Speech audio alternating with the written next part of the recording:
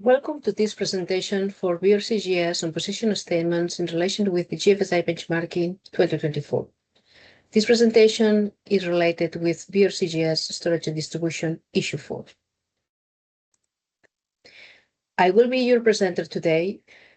My name is Mercedes Sanchez, Program Manager for Food Standards in BRCGS. In December from last year, 2024, GFSI issued the benchmarking requirements 2024. All scheme owners reviewed the requirements, and there was extensive discussion regarding certain aspects of the documents before agreement was reached on how to proceed with the benchmarking process. As a result, the start date for the formal benchmarking process was extended several times. All standards seeking recognition against benchmarking 2024 were required to submit their application by the 13th of May 2026. BRCGS submitted the applications for benchmarking recognition for all the 4 standards before the deadline.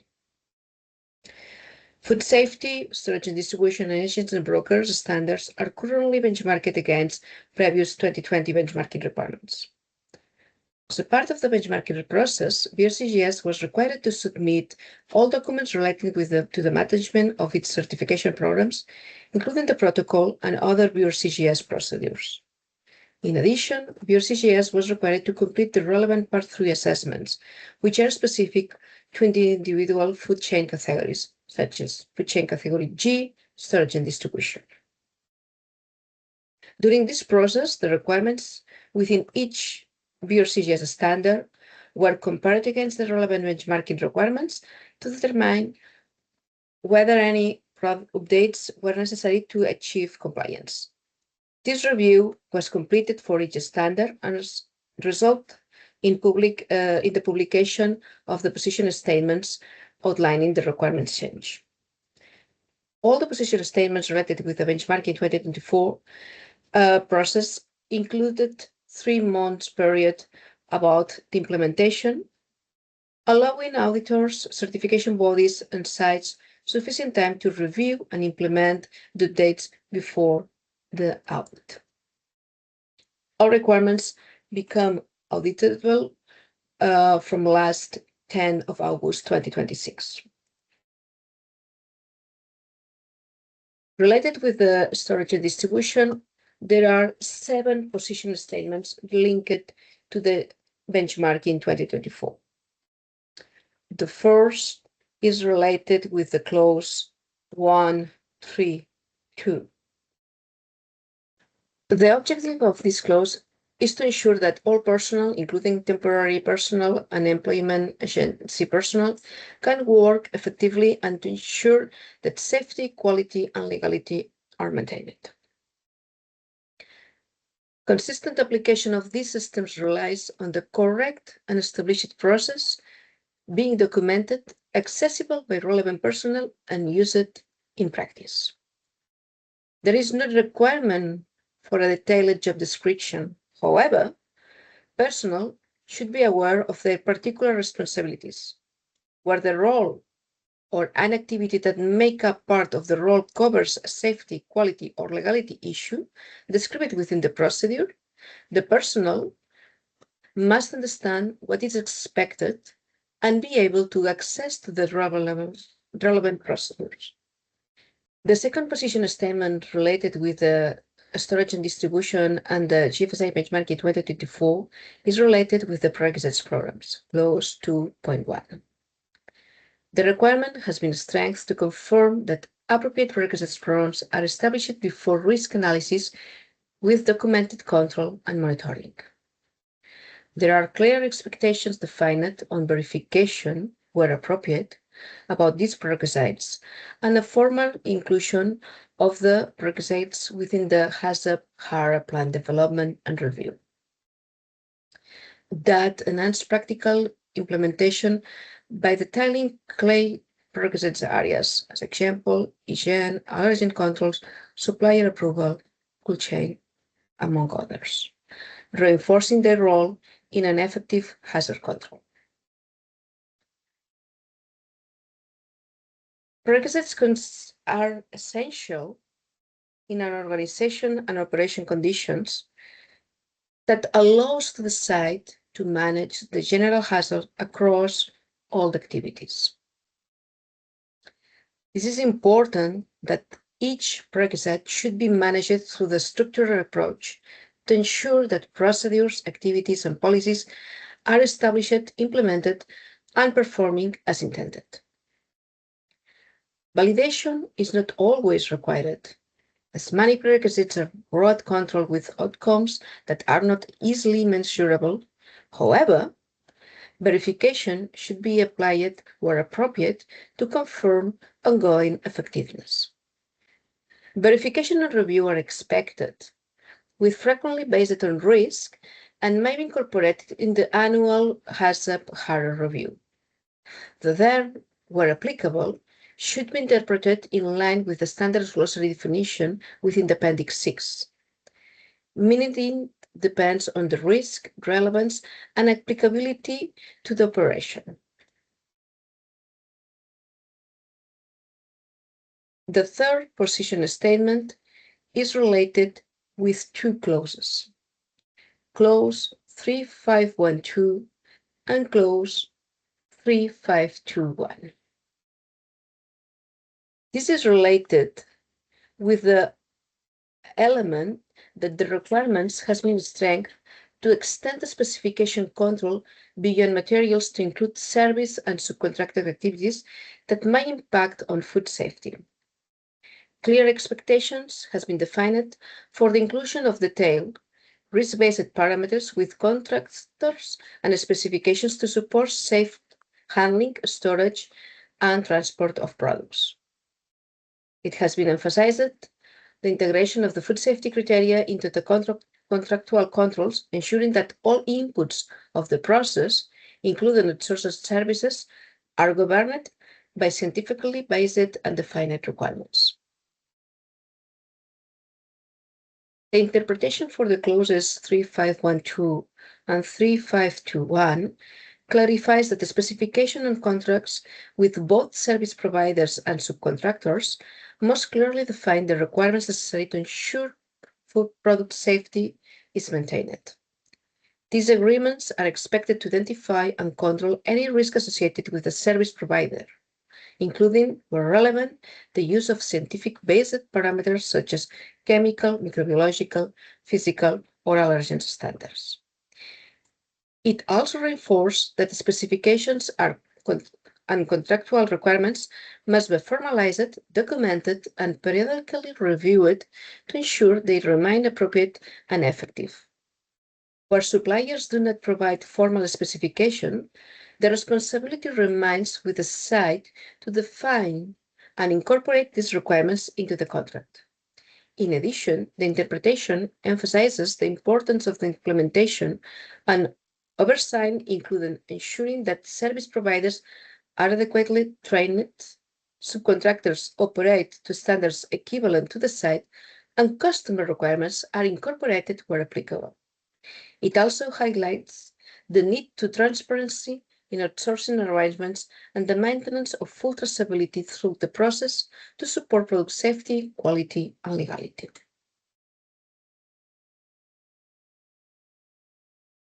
The fourth position statement is related with the clause 3531.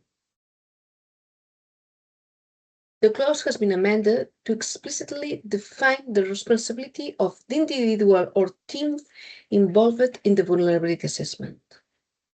Requirement strength to ensure that those responsible must understand product fraud risk and the principles of the vulnerability assessment.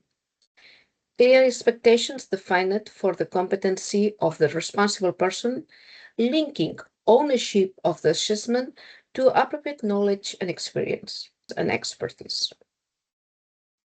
The implementation reinforces that the responsibility for the conducted vulnerability assessments sits with a competent individual or team who must understand the fraud risk that they are assessing. It clarifies that the team must collectively hold knowledge of product fraud principles, vulnerability assessment methodologies, and specific risk associated with the products, materials, and supply chain under review.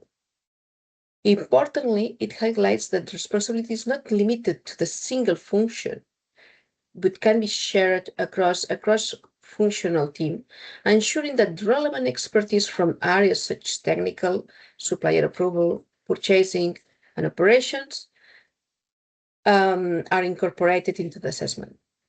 This strengthens the robustness and relevance of the outcome. The interpretation also clarifies that the standard is outcome-focused rather than prescriptive, allowing flexibility in how competency is demonstrated, whether through training, expertise, or effectiveness of the vulnerability assessment itself. Where the site does not have sufficient internal capability, the responsibility remains with the site, but external expertise may be used supporting the process. The fifth position statement related with the storage and distribution and the GFSI benchmarking is related with the clause 4.2.1, that it's linked with the food defense assessment and the capability of the and knowledge of the members that develops the food assessment, food defense assessment. The clause has been amended to introduce a site-specific documented threat assessment covering product security risk across storage and distribution activities. The requirement has been strengthened to explicitly include both internal and external threats, ensuring a comprehensive food defense approach. Clear expectations defined for review and triggers, including periodic review, at least annually, and when necessary risk emerge or incidents occurs. There is also an additional emphasis on competency and knowledge requirement related with the personnel involved in the threat assessment and the relevant principles related with the food defense risk. There is also included the compliance with any legal training related with food defense. The interpretation clarifies that competency of the food defense team is critical, requiring individual to understand both product defense principles and site-specific operations. The requirement emphasizes that competency can be demonstrated through the combination of training, experience, and practical effectiveness, as we explained on the previous position statement related with the food fraud. For sure, there is a clear expectation for the evidence of the knowledge, and it's important the emphasis on the compliance and flexibility related with this training. When we talk about the legal training where it's mandated, this is important to have the knowledge and the use of external expertise where in-house knowledge is insufficient.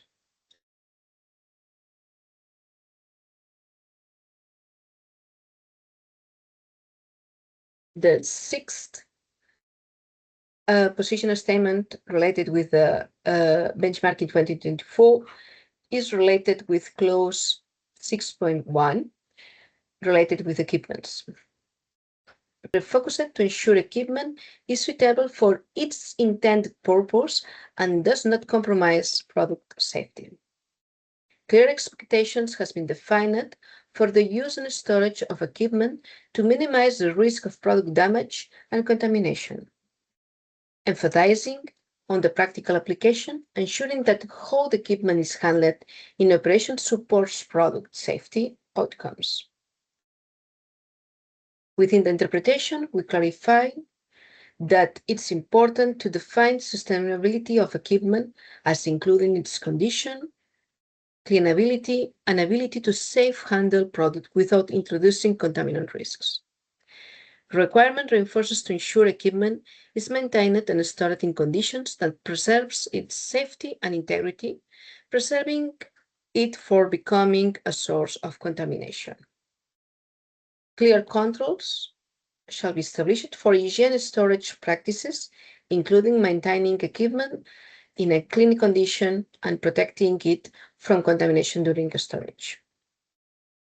Additionally, has been emphasized on the segregation and controlled use of movable equipment, ensuring it is restricted to designated areas to prevent cross-contamination between different product environments.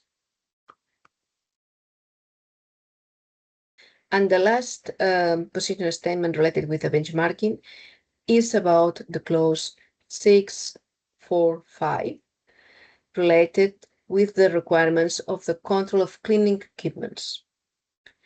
The requirement has been strengthened to include hygienic design and fitness for purpose, reinforcing that cleaning tools must not pose a contamination risk. Clear controls introduced for identification and segregation of cleaning equipment, example, colored coding or labeling, supporting effective hygiene management. It has been conducted a great emphasis on hygienic storage and maintenance, ensuring cleaning equipment is cleaned and stored in a way that prevents contamination and supports practical implementation. The cleaning equipment must be fit for purpose, designed and maintained to achieve the requirement hygiene standards without introducing contamination risk, for example, fever sheathing or poor hygienic design. Equipment should be hygienically designed, allowing easy and effective cleaning after use. All cleaning equipment must be clearly identified to prevent cross-use between different areas or risk zones. Equipment must be stored hygienically in designated location and off the floor to avoid any kind of contamination. And this is all. Thank you for your attention. If you have any further inquiries or questions, please don't hesitate to contact with us to the mail that is listed here, and we will be pleasant to respond.